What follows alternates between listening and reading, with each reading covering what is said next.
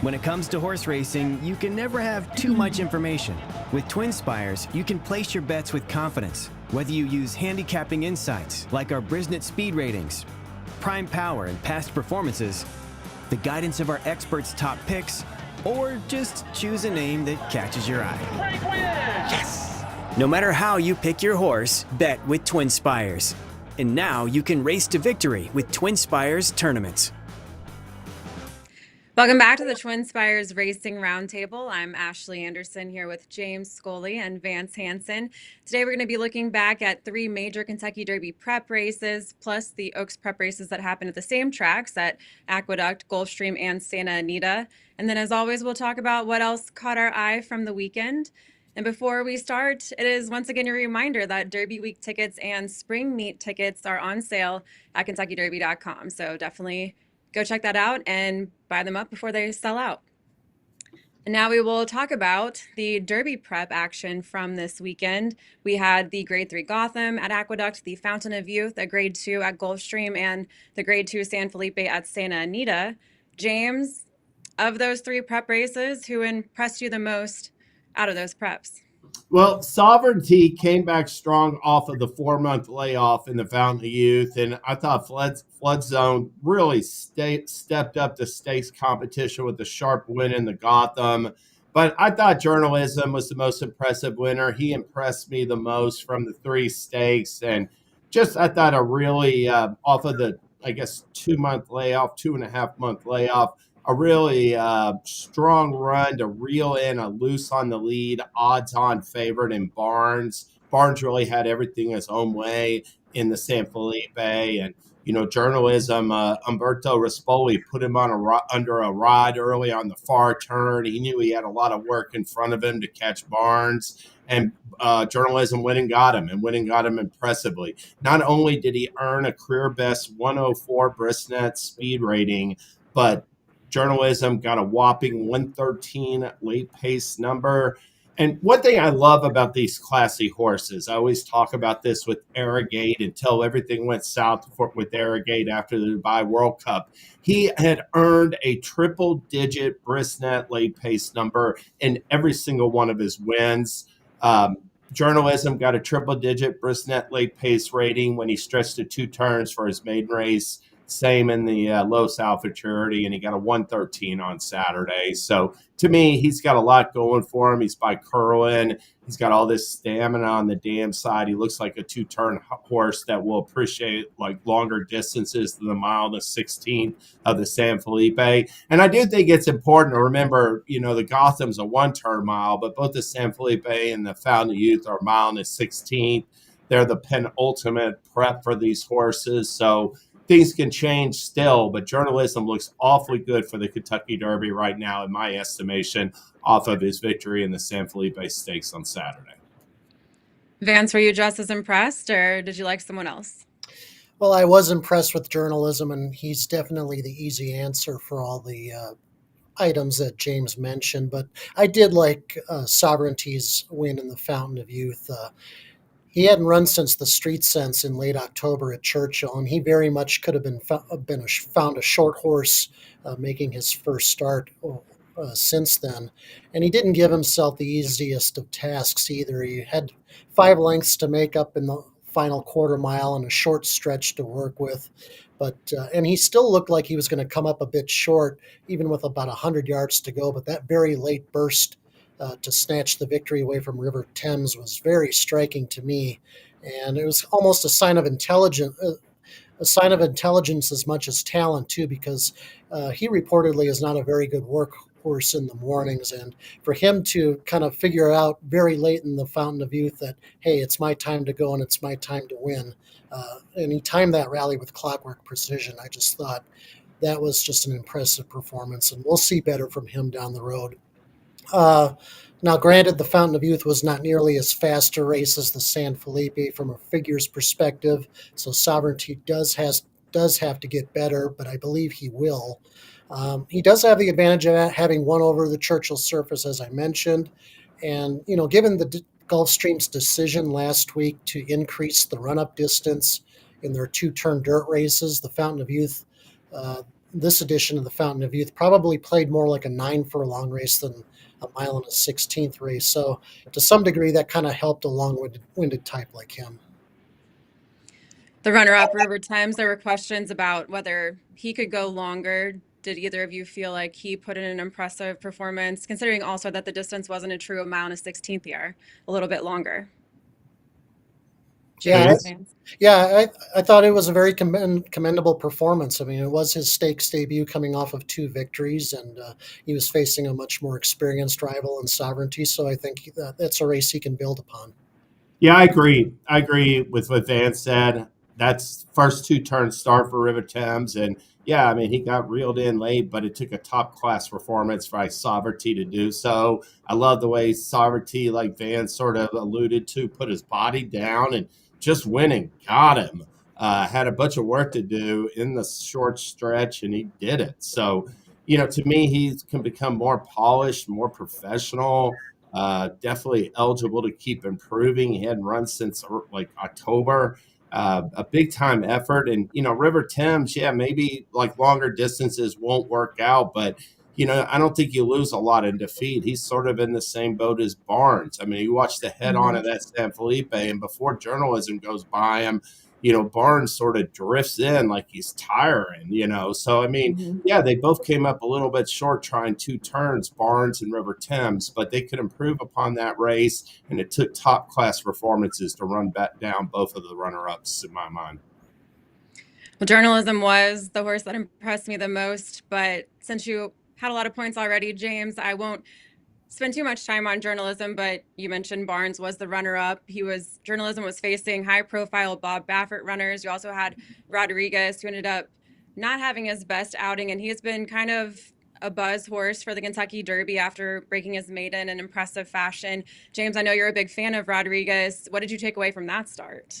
I'm looking for him to come on this fall or later in the summer. He's just not ready. He just doesn't have the fortitude yet. He's real lightly raced. I think he could get there, but he doesn't have the fortitude to be going classic distances, it looks like this spring in these big fields. He remains a lightly raced type with a lot of potential, but he's got to get toughened up, and I just don't see it happening for him in the Derby 2 starts from now. I guess he might be a late bloomer after all, like his sire, authentic. Right.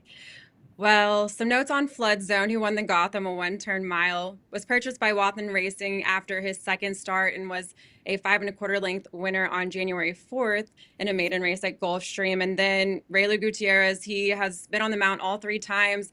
Brad Cox, this was the first time Flood Zone was racing for Brad Cox, and Brad wanted Ray aboard since he knew the horse very well.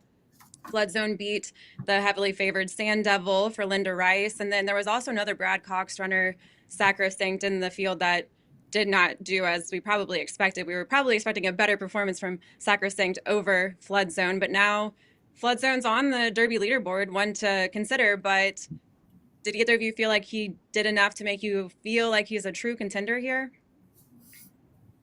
Not necessarily a true contender, but that was very encouraging effort. I will say that, he had been running in a pair of 6 furlong maiden races before this race, and he still hadn't gone 2 turns yet, but he is out of a curling mare, his second broodmare, his second maternal dam sire is easy goer. He's got all this stamina in his female family, and he looked like a 2-turn horse to me in that Gotham. He wins by 3 1/4 lengths, but I thought he always had Sand Devil's measure throughout the stretch, and won with something left seemingly. So very encouraging stakes debut performance. Going to have to still prove it at 2 turns, but there's a lot to like about Flood Zone moving forward, I think, Vance. Yeah, I'd echo all of your sentiments. I came away with pretty much the same observation following that performance. So. He had a career best 101 Brisnet speed figure, and his final time was 1:39.62, which was quicker than the time by Bank Frenzy, who won the Stymie Stakes earlier on the card. But again, I think this was a surprise, and so is it a fluke, or will we see Flood Zone build upon this performance, and what happens when he goes 2 turns? That's the other question mark that you need to answer for the Kentucky Derby. Well, let's move over to the Oaks prep action. We had 3 races, 2 on Saturday, and then on Sunday, the Santa Isabel at Santa Anita. And of the 3 winners, Vance, did you feel like we saw any Kentucky Oaks contenders, true contenders, come out of any of these 3 prep races, or do you feel like they were all kind of ones we can toss right off? Among the 3 winners, I don't mind saying none of the above as far as major Oaks contenders. Drexel Hill, who won the Busher, and May Sam, who won a terrific stretch duel in the Santa Isabel. Neither of them are as good as their stablemates right now in the Whit Beckman and Bob Baffert barns, respectively. And the Queen's MG, who won the Devona Dale, still has the look of a one-turn specialist in my eyes. So, but I think if you had to take a couple of fillies from this weekend to keep an eye on, I would look at the 2nd and 3rd place finishers from the Devona Dale, Lacara and Ballerina d'Oro. Both appeared to be using this race more as a means to an end. Lacara was cutting back from a 2-turn win in the Suncoast Stakes at Tampa, and she was kind of using this as a stopover race, I think, before the Ashland at Keeneland. Ballerina d'Oro was making her first start since belated 2nd place finish in the Demoiselle 3 months ago, and she was cutting back a full furlong from 1 1/8. So I think Chad Brown is surely building her up to peak down the road. So, and she also endured a trip that was highly unusual for her. This was only her 2nd start with blinkers, and she showed a lot more tactical foot than she ever had before. If you look at her past performance line, all season last year, she was just coming from way, way out of it. So it's good that she's showing a little bit more tactical foot after this race. It's a race I think both of them will improve off of in their next destinations. It's a good point with Lacara coming back off after having raced 3 weeks ago, and Mark Cassey said that he kind of was expecting not to have the best effort there. Dylan Davis said she was a little on the dull side. So I do feel like you can excuse Lacara here for not winning, and I do expect bigger going forward as well. James, what about you? Yeah, I agree about Ballerina d'Oro improving off of her comeback or effort. As far as the Queen's MG, I mean, nice win, but I think the 1-turn distance definitely benefited her. I agree sort of with Vance. I mean, at this point right now, I wouldn't call any of the winners from Saturday or Sunday a serious Kentucky Oaks contender yet. None of them are fast enough yet. But Drexel Hill is certainly a little bit intriguing, and I would focus upon her from those three Oaks preps. The real thing with her is she stumbles out of the starting gate, and Ben Curtis talked afterwards. You can see her; she's back in 3rd right now. Ben Curtis talked afterwards. Watch her split these horses. I mean, I thought this was a great move in this stretch. She was under a rod from the start of the race. He said she hated the track, and it was just I thought the light bulb went on for her in the stretch run. So there's something positive to take away from that performance. I think she's eligible to keep progressing, and I don't see why she won't handle, given that she was coming off of, I thought, a good enough 3rd in the 2-turn untappable stakes. She'll handle the stretch back out to 2 turns in my estimation. So if I would want one of the horses from those races on Saturday, I would go with Drexel Hill. Definitely, Vance alluded to it. He already has a couple nice 3-year-old fillies in Her Laugh and Simply Joking, and Drexel Hill put herself in the mix, in my opinion, with that victory in the Busher. I ended up leaning toward Maysom over the Santa Isabel at Santa Anita based off speed figures, pedigree. Pedigree-wise, should be capable of handling the Oaks distance. And let's see, in my notes where I have Drexel Hill put up, I need to find. Got too many past performances in front of me. Well, you know how this goes. But Maysom is by game winner out of an American Pharaoh mare. So great pedigree there. Numbers-wise, got a 99 Brisnet speed figure, but do have to note that her stablemate Cipriani had scratched as well as another rival in this race, so the field was reduced to 4. That does put a damper on the result, in my opinion. But I did like the way that Maysom held off a challenger in super speed in the stretch run and was able to hold on by a nose at a mile and a 16th. So I thought it was a good effort of the 3 winners I did give Mace on the edge, but I agree with you, James, on that stretch run for Drexel Hill. That was very impressive. Just coming through and finding a hole between those two horses late and getting up with a high late pace rating on Brisnet as well, and 92. So those two impressed me more than the third Oaks. Who was the third one? Now we have It was my notes are all over the place. The The Queen's Queensland G, MG was yes. the third one. Which, Yeah. yes, I feel like pedigree wise, maybe she's not going to handle the distance of the Oaks. So I give that slight advantage to Mason, but as you mentioned, Vance, stablemates a little bit better. Same with Drexel Hill, simply joking her laugh, just a little bit better at the moment, but we'll see in a couple months if I'll anything say changes there. Super Speed ran pretty good moving turf to dirt for, I believe, Sadler. Yeah. And yeah, I mean, Maysam's a nice filly for Baffert, but the one thing about her is that I get the feeling that Tenma, who Baffert also trains, I mean, she's lens better than her, and she's clearly the one that I think to beat in the Santa Anita Oaks based upon the racing this year. We'll see when in a month, but she skipped the race on Sunday, the Santa Isabel. Tenma did to wait for the Santa Oaks. Well, let's talk what else caught our eye from the weekend. James, what stood out to you? Unraced since July, Just the Touch came back in a big way at Fairgrounds Saturday for Brad Cox. He showed the way on a short lead. He's up by about a length midway around the far turn, about a length approaching the top of the stretch, and then he just drew off brilliantly to win by 10-plus lengths. I thought it was really an eye-catching performance. He got a 104 speed rating, and he's got good tactical ability, and he's got a chance, to make an impact in the older dirt male division. I mean, it's obviously a really deep division this year, but this colt, Just a Touch, in his first two stakes appearances last year, he ran second in the Gotham and second to Sierra Leone in the Bluegrass. And that was a really strong comeback. He'll probably go straight to the New Orleans Classic, perhaps. If not that, maybe he'll look at the Ali Shiva or something, But I'm excited to see him come back strong and return to stakes competition next time for Cox, Just a Touch. I'll mention Disruptor.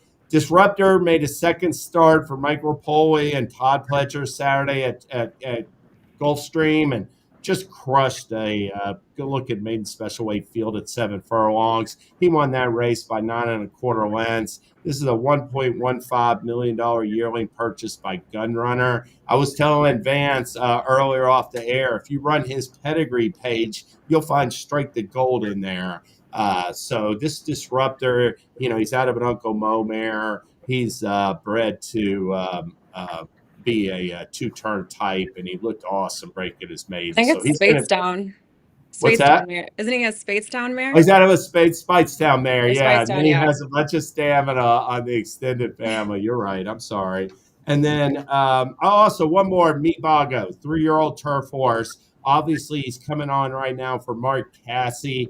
The Colonel Liam, the 1 mile Colonel Liam on Saturday was his 4th stakes win, his 3rd one on turf. And he never has looked as good as he did on Saturday. So I thought I'd mention this Vacoma Colt, Meatbago. He's really coming on for Mark Cassie.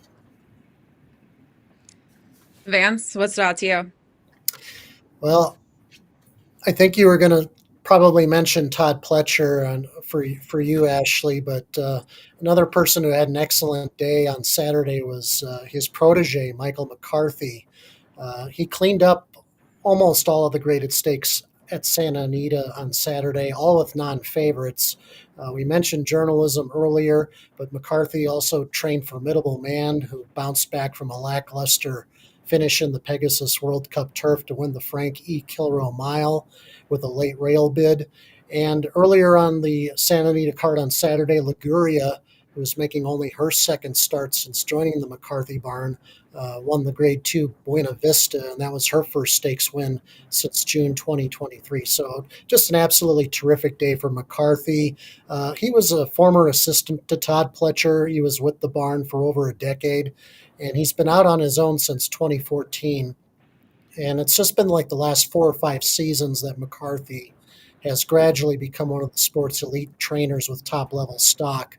And that's despite not having the numbers that the Todd Pletchers, the Bob Bafferts, the Steve Asmussens, Chad Browns, Brian Coxes have.